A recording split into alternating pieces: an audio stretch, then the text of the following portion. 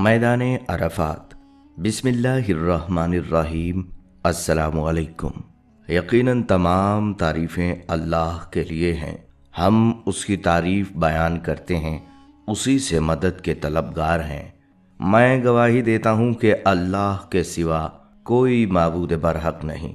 नाजरीन, आज की इस वीडियो में हम मैदान अरफात के मुतल्लिक बात करेंगे।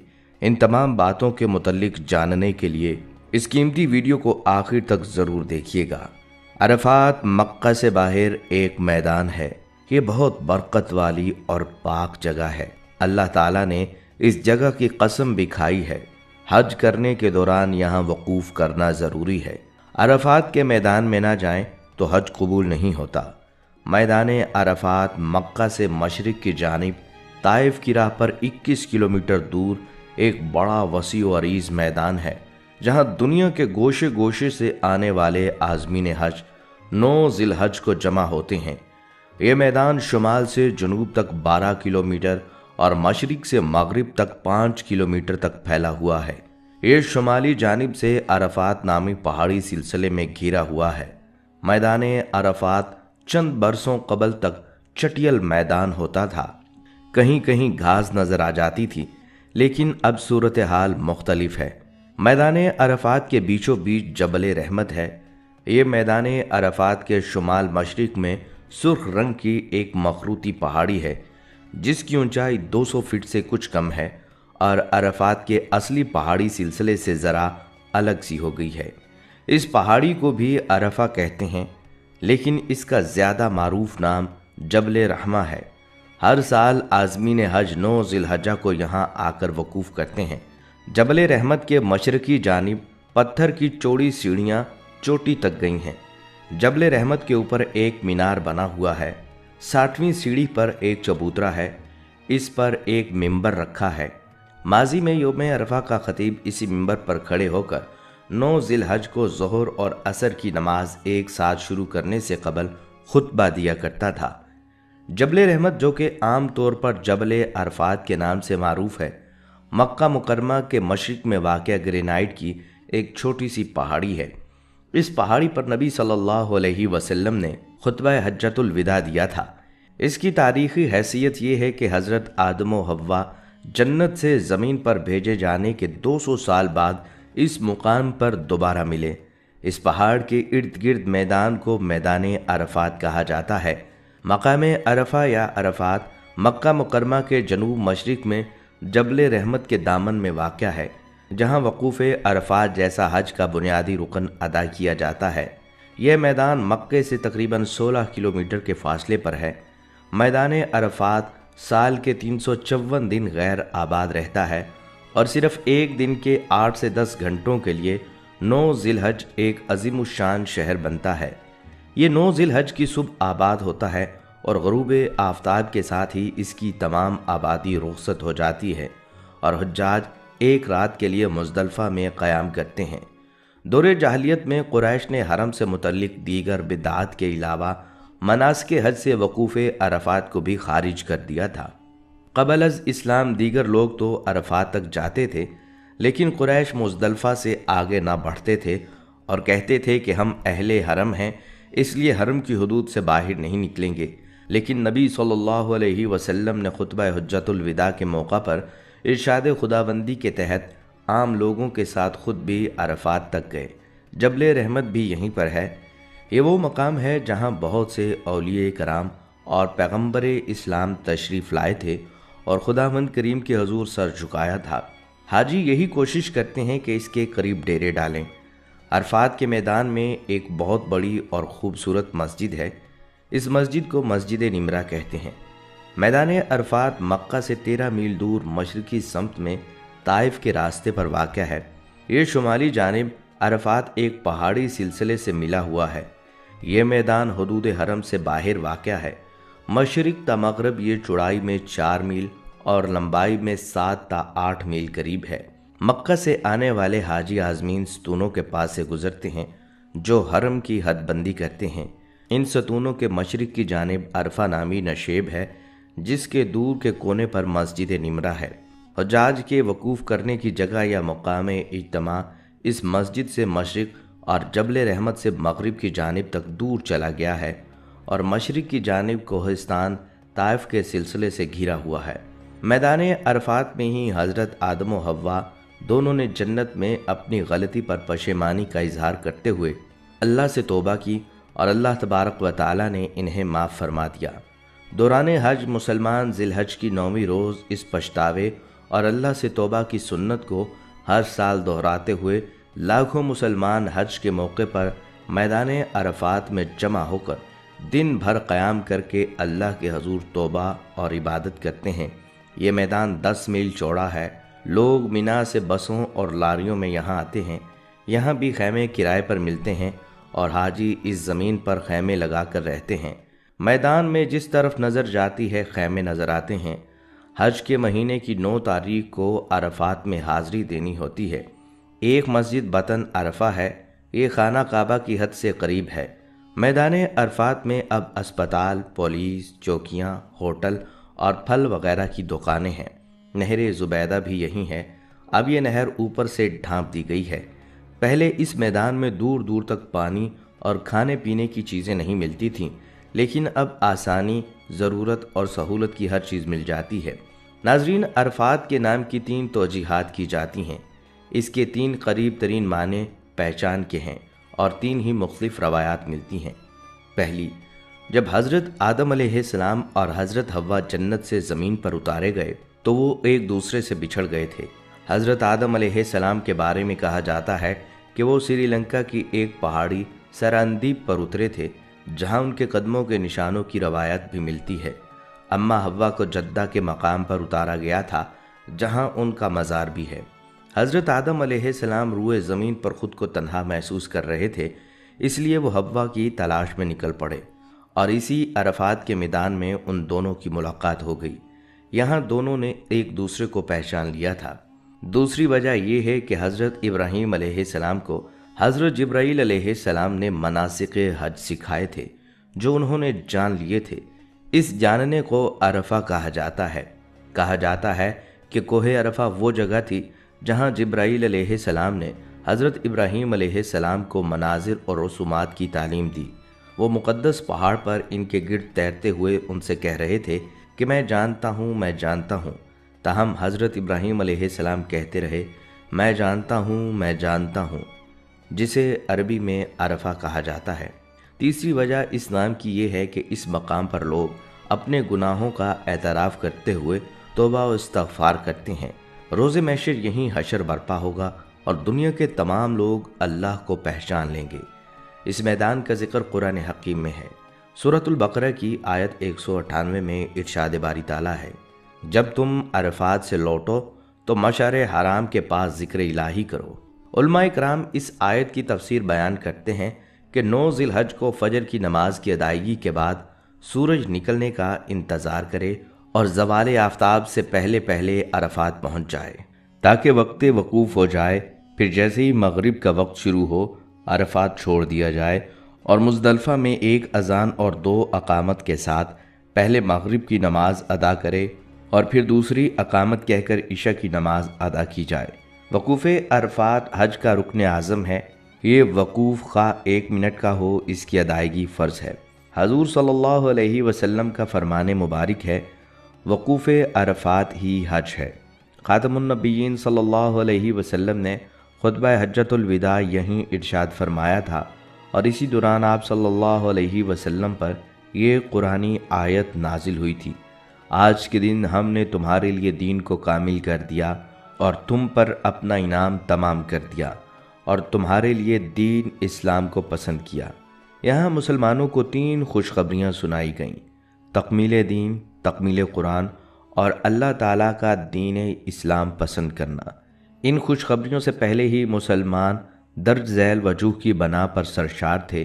صحابہ اکرام کا آپ صلی اللہ علیہ وسلم کے ساتھ حج کرنا، جمعہ کے دن حج ہونا اور عرفات کا میدان ہونا۔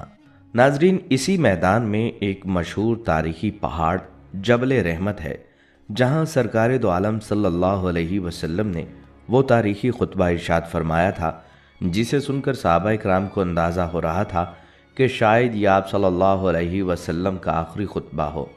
آپ صلی اللہ علیہ وسلم بار بار ارشاد فرما رہے تھے، مجھ سے مناسک حج سیکھ لو، شاید اس حج کے بعد میں کوئی اور حج نہ کر سکوں۔ بحوالہ صحیح مسلم۔ ایک حدیث میں آیا ہے کہ آپ صلی اللہ علیہ وسلم نے عرفہ کی شام کو میدان عرفات میں امت کی مغفرت کی دعا مانگی اور بڑی گریہ و زاری کی، جس کے جواب میں رحمت الہی جوش میں آئی اور ارشاد ہوا، میں نے تمہاری دعا قبول کر لی اور جو گناہ بندوں نے میرے کیے ہیں وہ معاف کر دیے، البتہ جو ظلم ایک دوسرے پر کیے ہیں ان کا بدلہ لیا جائے گا۔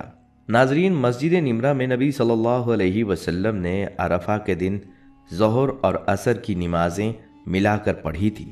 اس وقت یہ جگہ بھی ایک چٹیل میدان تھی۔ علماء کرام فرماتے ہیں کہ حاجی کو اس مسجد میں وقوف نہیں کرنا چاہیے کیونکہ اس میں اختلاف پایا جاتا ہے۔ بعض کی رائے میں یہ عرفات سے خارج ہے، کچھ کی نظر میں مسجد کا کچھ حصہ عرفات سے خارج ہے، اس لیے احتیاط کا تقاضا یہی ہے کہ یہاں وقوف نہ کیا جائے۔ اس مسجد میں نماز پنجگانہ کی ادائیگی کا اہتمام نہیں ہے کیونکہ آبادی سے کافی فاصلے پر ہے، یہاں صرف حج اور جمعے کا اجتماع ہوتا ہے۔ عرفات کا میدان چند گھنٹوں کے لیے خیمہ بستی بن جاتا ہے جو میلوں پر محیط ہوتا ہے۔ ناظرین، یہاں آپ کو وقوف عرفات کے متعلق بتاتے چلیں۔ حج کے واجبات میں دوسرا واجب وقوف عرفات ہے، جسے خلوص نیت سے انجام دینا چاہیے۔ وقوف عرفات سے مراد یہ ہے کہ حاجی عرفات میں موجود ہوں، اس سے فرق نہیں پڑتا کہ سواری کی حالت میں ہو، پیادہ، متحرک یا حالت سکون میں۔ میدان عرفات کی حدود ارنا، صوبہ اور نمرہ کے میدان سے ذی المجاز تک اور مازین کے آخر موقف تک ہے، البتہ یہ خود حدود عرفات ہیں اور وقوف کی جگہ سے خارج ہیں۔ ظاہر یہ ہے کہ رحمت نامی پہاڑی وقوف کی جگہ میں شامل ہے، لیکن پہاڑی کے دامن میں بائیں جانب قیام کرنا افضل ہے۔ وقوف میں معتبر یہ ہے کہ وہاں رہنے کی نیت سے ٹھہرے۔ اگر حاجی اول وقت میں وہاں ٹھہرنے کی نیت کرے، مثلاً آخر تک سوتا رہے اور بے ہوش رہے تو یہ کافی ہے، لیکن اگر نیت سے پہلے سوتا رہے یا بے ہوش رہے تو وقوف ثابت نہیں ہوگا۔ اسی طرح اگر وقوف کی نیت کر کے وقوف کا پورا وقت سوتا رہے یا بے ہوش رہے تو اس وقوف کے کافی ہونے میں اشکال ہے۔ ناظرین، واجب ہے کہ 9 ذی الحج کو عرفات میں حاضر ہو اور بنا بری احتیاط زوال آفتاب کی ابتدا سے غروب تک وہاں رہے۔ اگرچہ اس پورے وقت میں وہاں رہنا واجب ہے، اگر کوئی جان بوجھ کر چھوڑ دے تو گنہگار ہوگا، مگر یہ کہ رکن نہیں ہے، یعنی اگر وقوف کے وقت اگر کچھ مقدار چھوڑ دے تو اس کا حج باطل نہیں ہوگا، تاہم اگر کوئی اختیار پورا وقوف چھوڑ دے تو اس کا حج باطل ہو جائے گا۔ لہٰذا وقوف میں جو رکن ہے وہ فی الجملہ یعنی کچھ مقدار قیام رکن ہے، نہ کہ پورا وقوف۔ اگر کوئی شخص بھول کر یا لا علمی کی وجہ سے کسی اور عذر کی وجہ سے میدان عرفات کے اختیاری قیام کو حاصل نہ کر سکے تو اس کے لیے وقوف اضطراری ہے، شب عید ضروری ہے اور اس کا حج صحیح ہوگا، اور اگر جان بوجھ کر وقوف اضطراری کو چھوڑ دے تو حج باطل ہو جائے گا۔ یہ حکم اس وقت ہے کہ جب اس کے لیے وقوف اضطراری کو اس طرح سے حاصل کرنا ممکن ہو کہ اس کی وجہ سے طلوع آفتاب سے پہلے وقوف مشعل ختم نہ ہو۔ لیکن اگر عرفات میں وقوف اضطراری سے وقت مقررہ وقوف مشعر کے ختم ہونے کا خوف ہو تو صرف وقوف مشعر پر اکتفا کرنا واجب ہے اور اس کا حج صحیح ہوگا۔ عرفہ کا دن اور عرفات کا میدان وہ بابرکت زماں اور مقام ہیں جہاں اللہ تعالیٰ کی جانب سے ہمارے پیارے نبی حضرت محمد صلی اللہ علیہ وسلم پر خوشخبری نازل ہوئی تھی کہ اسلام کا دین مکمل اور امت پر شریعت کی تکمیل کا عظیم نعمت پورا ہوا۔ عرفات کے میدان میں جاری مبارک اجتماع ایک طرف مسلم امہ کی عظمت کی علامت ہے تو دوسری جانب مسلمانوں کو مساوات، بھائی چارے اور وحدت کا درس دیتا ہے۔ اللہ تعالیٰ کے عظیم نمائندے حضرت محمد صلی اللہ علیہ وسلم نے حجۃ الوداع کے تاریخی خطبے میں اسی لفظ پر شدید اصرار کیا۔ اس مبارک خطبے کے بعض حصے درج ذیل ہیں۔ اے گو، یقیناً تمہارا خون اور مال تم پر حرام ہے، جن کے پاس امانت ہو اسے اس کے حوالے کر دیں۔ جاہلیت میرے قدموں کے نیچے ہیں۔ عورتوں کے بارے میں اللہ سے ڈرو، اگر اللہ تعالیٰ کی کتاب اور رسول اللہ صلی اللہ علیہ وسلم کی سنت کی پیروی کرو گے تو کبھی بھی راستے سے نہیں بھٹکو گے۔ ہر مسلمان دوسرے مسلمان کا بھائی ہے، تمام مومن آپس میں بھائی بھائی ہیں۔ اے لوگو، تمہارا رب ایک ہے، تم سب آدم علیہ السلام کی اولاد ہو اور آدم علیہ السلام مٹی سے بنے تھے۔ یقیناً تم میں بہتر وہ شخص ہے جو اللہ تعالیٰ سے زیادہ ڈرتا ہو۔ آئیے اس خطبے کے اہم نکات آپ کو بتاتے چلیں، کیونکہ ہمارے نبی صلی اللہ علیہ وسلم نے فرمایا تھا میری ان باتوں کو دوسروں تک پہنچائیں، لہٰذا ہمارا فرض بنتا ہے کہ ہم اس پیغام کو آگے پہنچائیں۔ آپ صلی اللہ علیہ وسلم نے فرمایا، اے لوگو سنو، مجھے نہیں لگتا کہ اگلے سال میں تمہارے درمیان موجود ہوں گا۔ میری باتوں کو بہت غور سے سنو اور ان کو ان لوگوں تک پہنچا دو جو یہاں نہیں پہنچ سکتے۔ اے لوگو، جس طرح یہ آج کا دن، یہ مہینہ اور یہ جگہ عزت و حرمت والے ہیں، بالکل اسی طرح دوسرے مسلمانوں کی زندگی عزت اور مال حرمت والے ہیں۔ تم اس کو چھیڑ نہیں سکتے۔ لوگوں کے مال اور امانتیں ان کو واپس کرو، کسی کو تنگ نہ کرو، کسی کا نقصان نہ کرو، تاکہ تم بھی محفوظ رہو۔ یاد رکھو، تم نے اللہ سے ملنا ہے اور اللہ تم سے تمہارے اعمال کی بابت سوال کرے گا۔ اللہ نے سود کو ختم کر دیا ہے، اس لیے آج سے سارا سود ختم کر دو، یعنی معاف کر دو۔ تم عورتوں پر حق رکھتے ہو اور وہ تم پر حق رکھتی ہیں۔ جب وہ اپنے حقوق پورے کر رہی ہیں، تم ان کی ساری ذمہ داریاں پوری کرو۔ عورتوں کے بارے میں نرمی کا رویہ قائم رکھو، کیونکہ وہ تمہاری شراکت دار اور بے لوث خدمت گزار رہتی ہیں۔ کبھی زنا کے قریب بھی مت جاؤ۔ اے لوگوں، میری بات غور سے سنو، صرف اللہ کی عبادت کرو، 5 فرض نمازیں پوری رکھو، نماز کے روزے رکھو، زکوٰۃ ادا کرتے رہو، اگر استطاعت ہو تو حج کرو۔ زبان کی بنیاد پر، رنگ نسل کی بنیاد پر تعصب میں مت پڑ جانا۔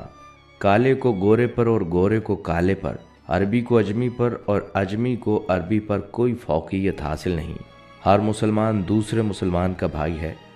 تم سب اللہ کی نظر میں برابر ہو، برتری صرف تقوی کی وجہ سے ہے۔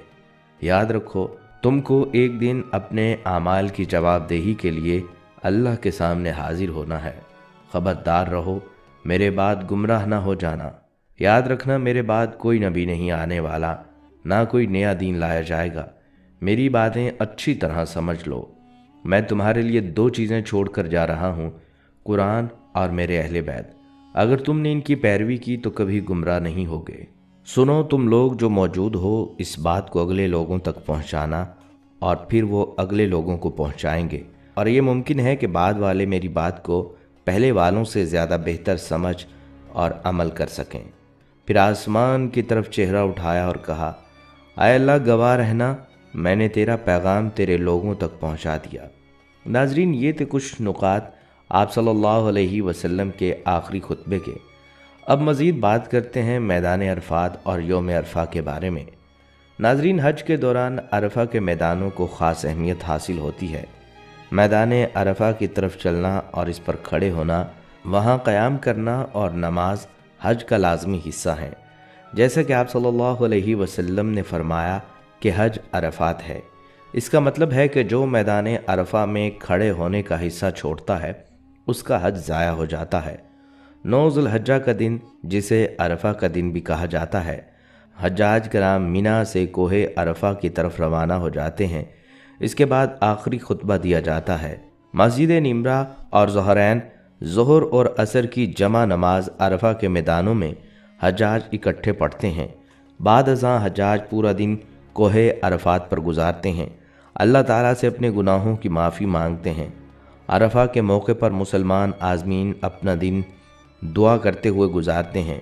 وہ ظہر اور عصر کی نمازیں جمع کرتے ہیں اور غروب آفتاب تک قبلہ کی طرف منہ کر کے کھڑے رہتے ہیں، استغفار کرتے ہیں اور اللہ تعالیٰ سے ان پر اپنی رحمتیں نازل کرنے کی درخواست کرتے ہیں۔ اسلامی روایات کے مطابق عرفہ دعا کے لیے ایک خاص جگہ ہے۔ حضرت ابراہیم علیہ السلام اور نبی صلی اللہ علیہ وسلم نے اسی مقام پر دعا کی۔ اس جگہ کی فضیلت اللہ سبحانہ تعالیٰ سے مانگنا ہے اور اس کے جواب کا وعدہ ہے۔ اس لیے نصیحت کی جاتی ہے کہ میدان عرفہ میں نماز پڑھتے وقت حاجی کا دل پاکیزہ اور حاجت کے سوا کچھ نہ ہو۔ तमाम नेमतों पर अल्लाह का शुक्र अदा करना चाहिए और उससे इस्तग़फ़ार करना चाहिए। अरफा के दिन पढ़ी जाने वाली दुआ है, ला इलाहा इल्लल्लाहु वहदहु ला शरीका लहु लहुल मुल्कु व लहुल हम्द व हुवा अला कुल्लि शैइन क़दीर। रसूलुल्लाह सल्लल्लाहु अलैहि वसल्लम ने फरमाया, अरफा के दिन सबसे अफजल दुआ और इन तमाम दुआओं में सबसे अफजल जो मैंने पढ़ी है या मुझसे पहले दूसरे अंबिया कराम अलैहिस्सलाम ने दी हैं, अल्लाह के सिवा कोई माबूद नहीं, वो अकेला है, उसका कोई शरीक नहीं, सारी कायनात उसी के लिए है और उसी के लिए हम्द है और वो हर चीज़ पर कादिर है। नाज़रीन, यहाँ तक हम आपको मैदान अरफात और योम अरफा की फ़जीलत बता चुके हैं। अब यहाँ आपको मैदान अरफात के मुतल्लिक़ सऊदी हुकूमत के इक़दामात भी बताते चलें। माजी में नज़र आने वाले मैदान अरफात का नक्शा अब मुकम्मल तौर पर बदल दिया गया है। सऊदी हुकूमत ने मैदान अरफात में आग से महफूज रहने वाले 60,000 मुस्तकिल खैमों का इंतज़ाम किया है। इस सिलसिले में सुप्रीम हज कमेटी के सरबराह ने म्यूनसिपल कमेटी के मंसूबे की निगरानी करने की हिदायत कर दी है, जो मुजवज़ा प्लान के नुमाया खुदुखाल और इस पर उठने वाले अखराजात का तखमीना लगाएगी। अल अरेबिया.net ने अपनी एक रिपोर्ट में बल्दिया में तरक्याती मनसूबाजात के सेक्रेटरी डॉक्टर हबीब बिन मुस्तफ़ा ज़ैनुल आबिदीन के हवाले से बताया कि वज़ीर ने मैदान अरफात में मुस्तकिल खैमों के बारे 10 रोज़ कबल तजवीज़ पेश की थी, जिसके मौसूल होते ही उस पर काम शुरू कर दिया गया। उन्होंने बताया कि मंसूबे की तकमील से हाजियों को अरफात में ज़्यादा से ज़्यादा जगह मुयस्सर आएगी। इस प्रोजेक्ट की तकमील के बाद अरफात के मैदान में काटन के खैमों का इस्तेमाल तर्क कर दिया जाएगा, क्योंकि ये आतिश ज़िदगी का बायस बनते हैं। नीज़ मुस्तकिल खैमा बस्ती में अल्लाह के मेहमानों को मुनासिब मायार की आला शान खिदमात की फराहमी भी यकीनी होगी। इधर बावसूख ज़राए ने इस मंसूबे पर उठने वाले अखराजात का तखमीना 1 अरब सऊदी रियाल लगाया है। किसी भी हंगामी हालात से निमटने के लिए शहरी दिफा और हिलाल अमर के यूनिट्स मौजूद होते हैं, जबकि आतिश ज़िदगी से बचाव के लिए फायर फाइटर के यूनिट को शाहराह पर तैनात किया जाता है, जिनमें मोटरसाइकिल सवार यूनिट्स भी शामिल हैं। मोटरसाइकिल सवार दस्तों को इसलिए तैनात किया जाता है कि जहां गाड़ी के पहुंचने में देर हो, मोटरसाइकिल सवार अहलकार जल्दी वहां पहुंच जाते हैं। नाजरीन, ये थी हमारी आज की वीडियो। आखिर में अल्लाह पाक से दुआ है कि अल्लाह हम सबको अपने घर की हाज़िरी नसीब फरमाए। आमीन।